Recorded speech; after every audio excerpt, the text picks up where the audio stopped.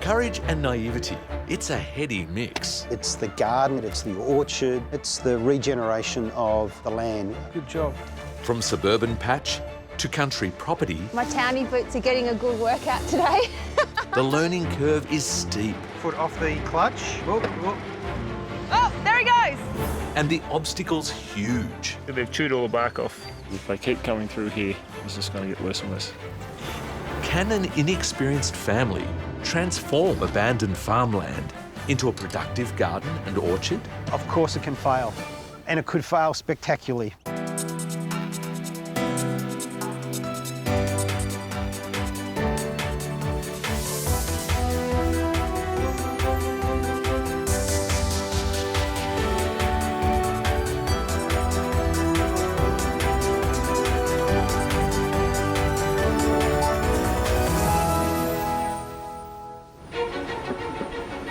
Melbourne, it's Australia's fastest growing city.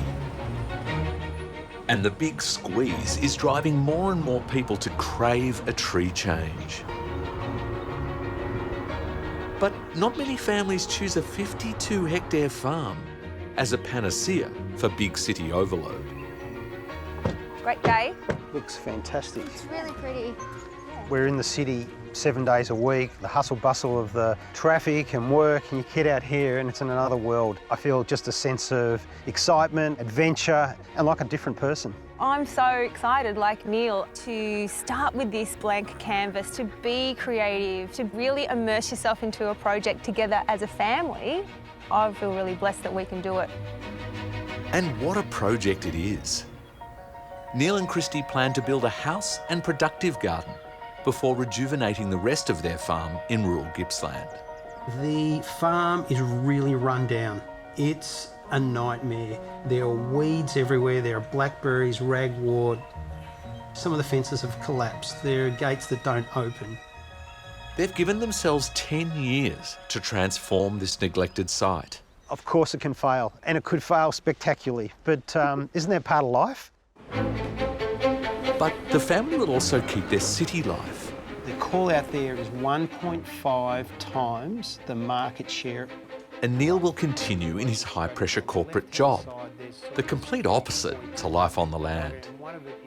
I have no experience with farming, I have no experience with landscaping, I have no idea how much things are going to cost. The first conversation with Kristy was like, are you crazy? Pinch of salt.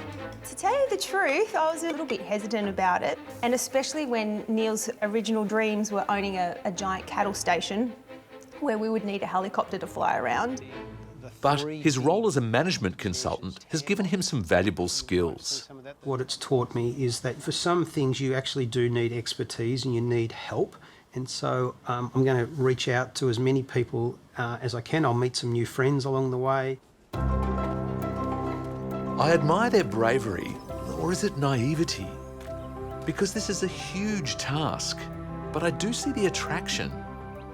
Hey guys, Hi. how you going? That has got to be one of the most warm and friendly views Yeah, it's I've pretty ever good. experienced. You just step in here and you're just immediately engulfed and surrounded by it, aren't you? Yeah. It's like a big hug by nature. What do you think it is about this landscape that you feel so connected to? The opportunity we have to create something really special. It's the garden we're going to create, it's the orchard with incredible fresh produce, and then it's the regeneration of the land, and that's exciting. So is it escape or balance that you're looking for here? Look, I think it's both. It's a spectacular Gippsland view, and I think to be able to appreciate that rather than waking up and seeing the kids on iPads at 7:30, 8 o'clock, 10 o'clock in the morning, and getting out, going and getting your food, which is 30 or 40 feet away, that sort of connection is something that I think will be really special. The garden is designed to give a theatrical entrance. The driveway will be lined with fruit and nut trees that lead you into an orchard, with a pizza oven meant for convivial evening entertainment. Down the hill, a series of raised beds will form an extensive veggie garden. And below that will sit a chicken coop and glasshouse. From here, steps through a tumbling native garden lead to the barn-style house and the view beyond. It's a productive garden designed to connect the family with nature and the land. I'm really interested that you've chosen to put the house at the bottom of these 3 terraces with the garden kind of looming over it. What's the thinking there? It's like we've got a little hidden shed, a little hidden cubby house down the back of the magic garden. But actually, as you open the doors and step through, then you're hit again with that magic view. Okay, so let's talk about budget. How much is this garden going to cost? I think all up, the garden and the orchard will cost somewhere around 200,000. And so how do you go about finding the assistance that you need in both design and construction? So we've got local architects, local designers, local builders, local farmers are helping out, and so this is an opportunity to put a bit of money back into the local community and to give a lift up to those that are going to support us. And that philosophy starts with commissioning local landscape designer Prue Metcalf. So what was it that Kristy and Neil asked for from you? They wanted to create a produce working garden. They aren't gardeners themselves, they don't have green thumbs, so they needed help to be able to work out what they could do with the site, what would grow here and how it would all work. So in the scale of romantic at one end and realistic at the other, where do you think Kristy and Neil sit? I mean, have they bitten off more than they can chew? I think it's bigger than they imagine because they've got 50-odd fruit trees, which is more than what they'll ever need. Plus there's the veggie garden side of things as well. And when they're only coming up and down irregularly, yeah, there's quite a lot to do.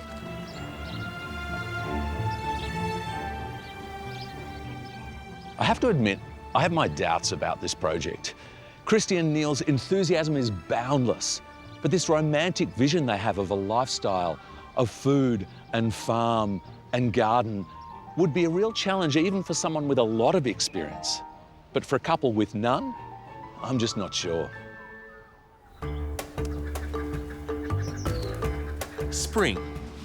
The landscapers are making good progress on clearing the site. Weeds and debris are being removed. And even before the builders have marked out the house, planting is underway. You definitely need a pair of gumboots up here. I know. My townie boots are getting a good workout today. Just so lovely, even in this weather, just to breathe this gorgeous country air. It makes me feel happy. Okay, so that is the Kalamata. At the top of the orchard, a pizza oven, which will be the centrepiece of this area, is almost complete. So we're just trying to face this pizza oven at the moment, and then maybe some pizzas. This is local mudstone. The hope is that by using the colours of the landscape in this structure, it will blend into its surroundings.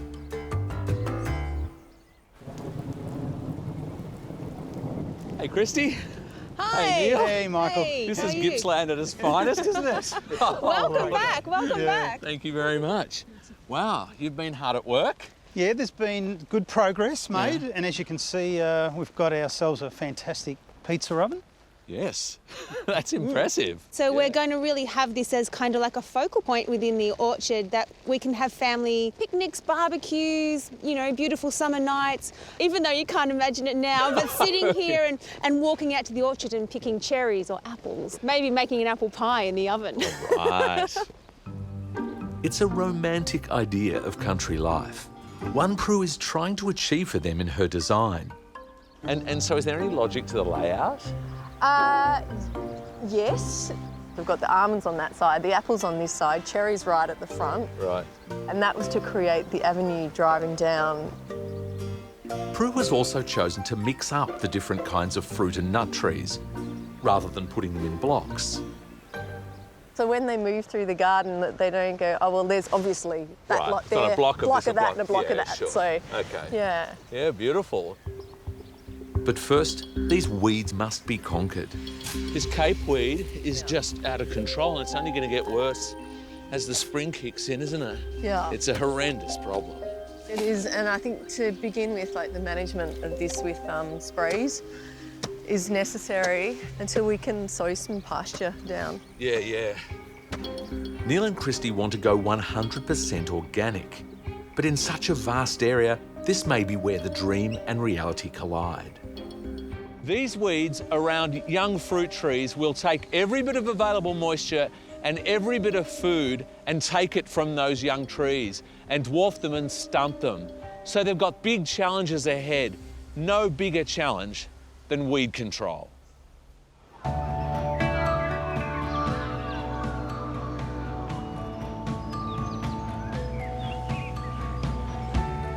2 months on, and raised veggie beds have been installed against the slope at the bottom of the orchard.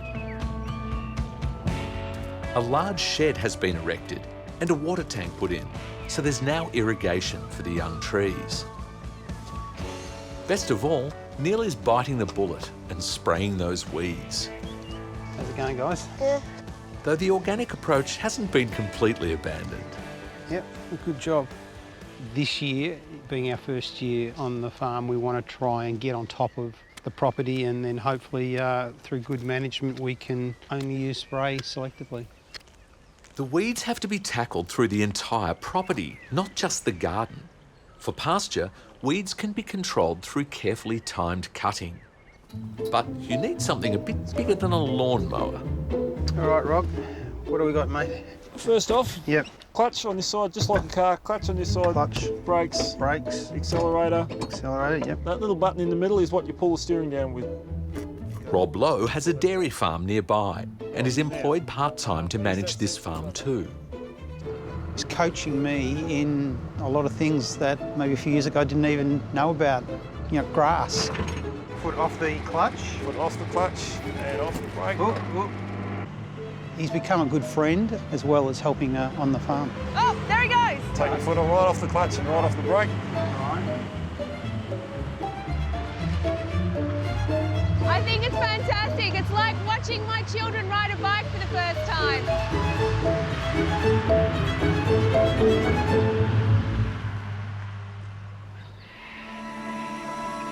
Soon, Neil and Kristy face their first big setback.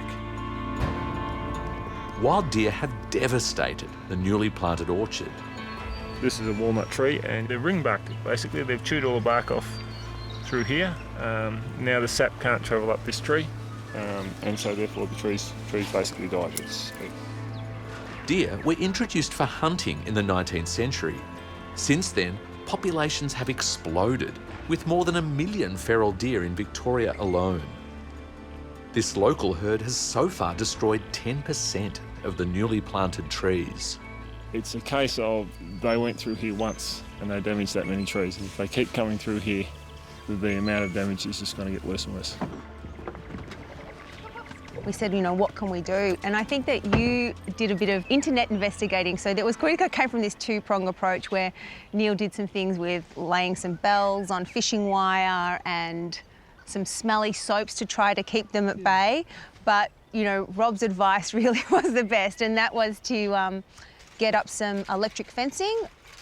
It's like putting yourself in jail. It's not something you want to have as a long-term solution. The long-term solution will have to be to push the deer back, maybe put up a barrier further down.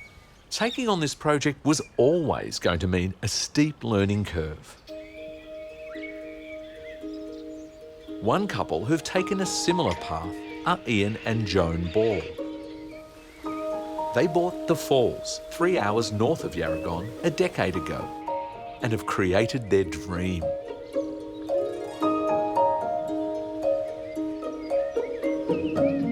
It encompasses formal gardens alongside productive areas such as an orchard and veggie garden. It also has a lake looking out to a vineyard with a working cattle farm beyond. So what was the appeal of farming to you? Oh, I don't really know. I'd never been on a farm in my life. We just loved the look of it all. You know, you have these dreams and you think, oh, this is fantastic. How naive then were you about the demands of what you're about to step into? Totally and completely naive. So what did you arrive to garden-wise here? Oh, it was just a very small garden around the house. Where we're standing now, this was 2 bull paddocks. So all what you can see here is what we've added to it.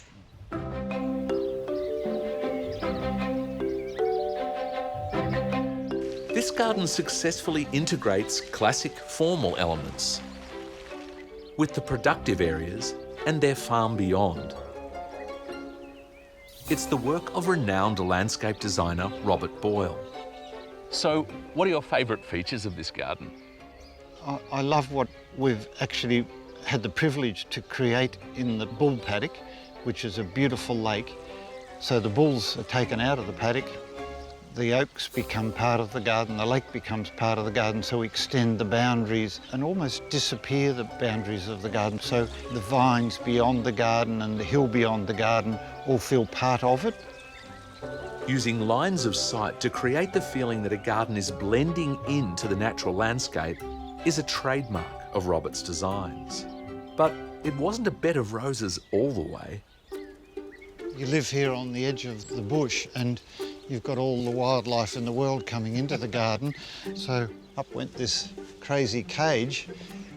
All your citrus don't need to be caged, but all your fruits that the birds are likely to get into, like your apples and pears and all your soft fruits, your peaches and your nectarines and cherries, then they need sheltering. So is it just the birds primarily? You know, they've got wallabies and kangaroos here as well. We've done gardens not far from here where the deer have come in and totally decimated the garden.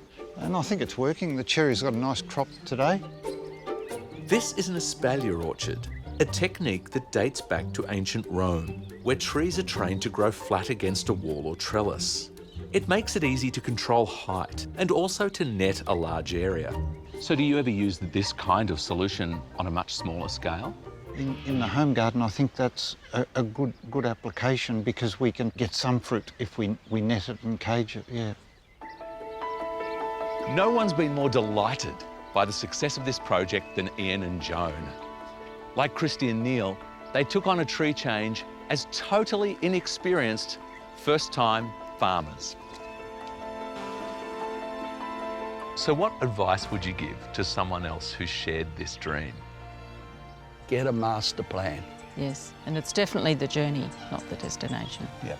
Never a, what the heck have we done? Oh, never, never. This is like going to heaven.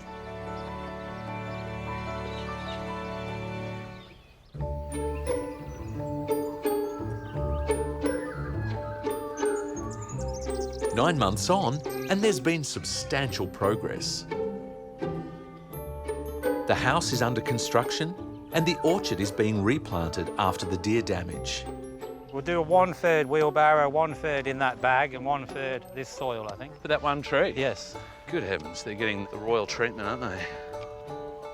Richard Cartwright has been an orchardist for 28 years and is now overseeing this one. They hadn't been fed last year until I suggested to Neil they should be fed. Cheaper than potted plants, bare-rooted trees can only be purchased and planted in winter while dormant. Now, the soil quality up here is probably good for cattle and sheep, but not that good for fruit trees. But we're bulking it up with a lot of compost and fertiliser to enrich it. With Richard in command, the trees have been fed and mulched, and there's no sign of weeds. Mesh and plastic guards now surround the trees to prevent any more damage from wildlife. I didn't have any loss in mind when I started this project, but I didn't factor in wild animals and nature. But some wild creatures are definitely more help than hindrance. I just want you to puff some smoke under the lid. These hives of European honeybees have been installed by a local beekeeper. OK, that's enough. Kristy and Neil were keen to include bees to optimise pollination of the fruit trees, as well as provide honey. You're right, yep. And then gently lift it up. There's a bit of weight in it, isn't there? Yeah. It's pretty amazing, actually, how much work they're doing.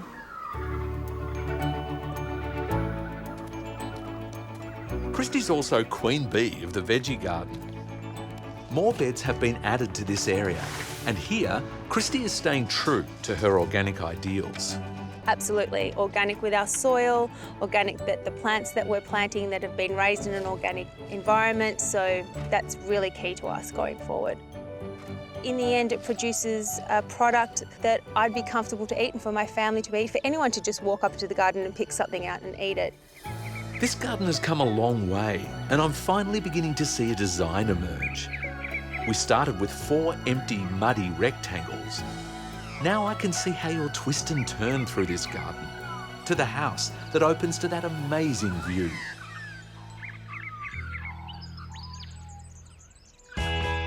After 18 months' hard labour, some of the final pieces of the puzzle are now being put in place. The orchard's ticking along, the veggie garden is blooming, and the final touch, a glass house, where seeds from the veggie patch will be germinated for next season's crop. The glasshouse gives us that ability to be able to grow food all year round as well. What's left are the areas either side of the house.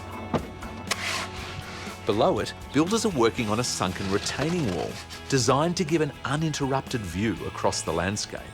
So it's going to act as a fence for the cattle. When you're standing out at the house looking out, all you see is the turf and it'll just drop off, so you just maximise our views.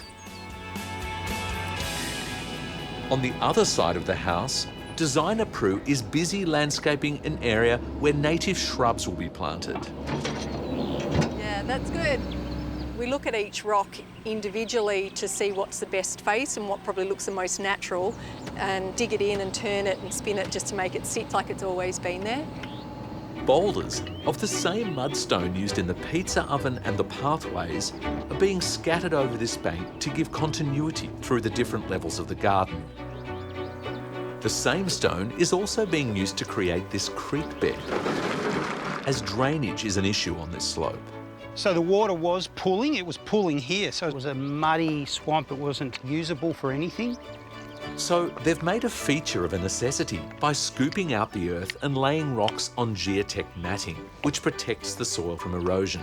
We've laid by hand every one of these rocks, and just in the last couple of months we've started to see dozens of little ducks come back. So we haven't seen ducks on this property since we bought it, and now with the water flowing and the like, you know, we've got some more wildlife, which is fantastic. The retaining wall is almost finished. Around 150 cubic metres of soil is being used to backfill to get it up to the required height. This feature is called a ha-ha, so named because of people's surprised exclamations when they discover the concealed wall. It's a clever way of keeping cattle out of the garden without any fences interrupting the view. Essentially, you won't even see the timber. That timber. You'll just see lawn. And then the green and fields. paddocks, yeah. Yeah, that's great. I love it. It looks really great. No worries. A final layer of topsoil and then turf will make it level with the house, creating the effect of an infinity edge. I can really see our family connecting in with this little bit of space, sitting on the edge of the ha-ha wall with a few cheeky wines, watching the cattle and enjoying that beautiful west sunset every evening.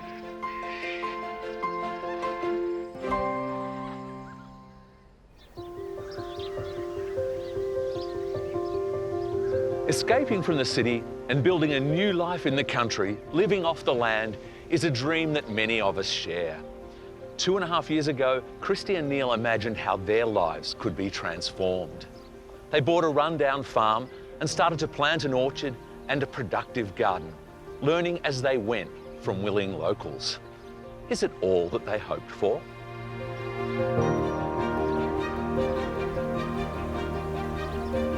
Hey Kristy, hey Neil. Hey Michael. Wow, this looks amazing. It just feels so established. Yeah, it's fantastic.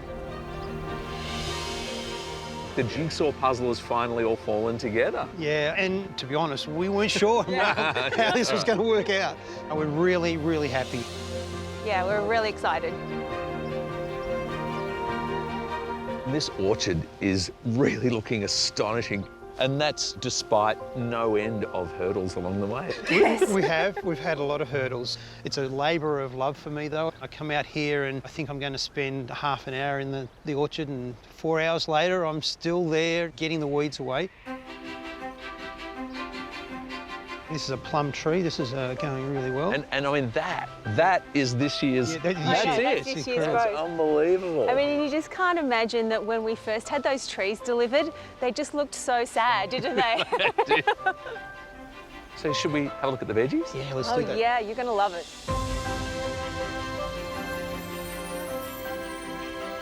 It all just looks so rich and abundant. There's artichokes, carrots, leeks. You know, these broccoli leaves, that is outrageous. I know, it's amazing, isn't it? The broad beans, are you picking those? All the time, yeah. Right. And you'll see that we're leaving some at the bottom that are aging because we're going to keep those seeds for next year. We've got a lot of black kale, corn. We've got a beautiful row of corn growing down there. We've got a whole strawberry field going up here on the back patch. That's our sort of berry lane. Berry Lane and the strawberry field. Are you serious? Yes. Is that actually what you call it? Yeah, of course. That's brilliant. From the veggie patch, stairs wind through what will eventually be a diverse Australian native garden. It's going to look magnificent once it's done, especially in these beautiful rocks that we placed. But it's what lies beyond the house that is this garden's triumph. Oh my word. Isn't that amazing? You step out of there and it's like kaboom. It has to be one of the most beautiful views I've ever seen. Beautiful. But it also changes throughout the day, so you never get bored. It's incredible. The stroke of genius is this ha-ha wall. We really want to be connected in with our landscape. It really is one of the most fantastic decisions that we made. And is it tall enough to keep the cows out? It is. It's only 1.20 m high, and that's all you need. We do have the occasional fun moment when they're nibbling on the grass, and that's okay. So don't need to mow that section, right? But they do greet us when we wake up in the morning. They're there when we go to bed. It's a lot of fun.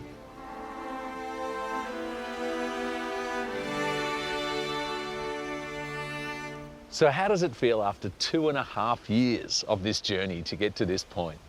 Incredible, Yep. incredible. It's a huge relief that what we set out on a vision we actually ended up delivering.